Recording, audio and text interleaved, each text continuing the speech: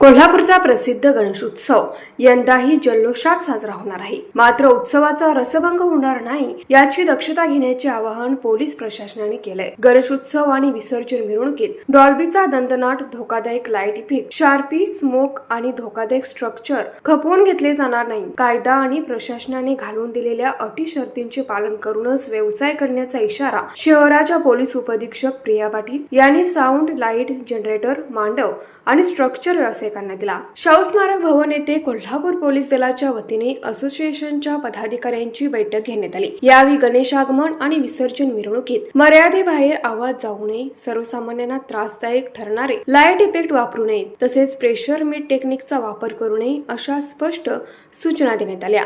नियमांचे उल्लंघन केल्यास न्यायालयात खटले दाखल करून मोठा दंड आणि कारावासाच्या शिक्षेला सामोरं जाऊ लागू शकतं, असा इशारा पोलीस निरीक्षक श्रीराम कण्हेरकर आणि संतोष डोके यांनी दिला. दरम्यान प्रशासनाने घालून दिलेल्या नियमांचे पालन करूनच व्यवसाय करू आणि सर्वसामान्यांना त्रास होणार नाही अशी भूमिका असोसिएशनच्या पदाधिकाऱ्यांनी मांडली. मात्र नियम तोडणाऱ्या व्यावसायिकांवर कारवाई करावी अशी मागणीही त्यांनी केली. यावेळी प्रशिक्षणार्थी पोलीस उपअधीक्षक श्रीकांत ठिकाणी, पोलीस निरीक्षक विकास जाधव, पोलीस अंमलदार एकनाथ कळंत्रे, विजय पाटील, साजिद गवंडी, रोहित चौगुले यांच्यासह लाईट, साऊंड, मांडव आणि स्ट्रक्चर असोसिएशनचे उदय चव्हाण, सागर गवळी, आशिष भोसले, शबीर पाटील, महेश निकम, अभि पोतदार आणि सचिन कदम यांच्यासह सर्व असोसिएशनचे पदाधिकारी उपस्थित होते. न्यूज मराठी 24 कोल्हापूर.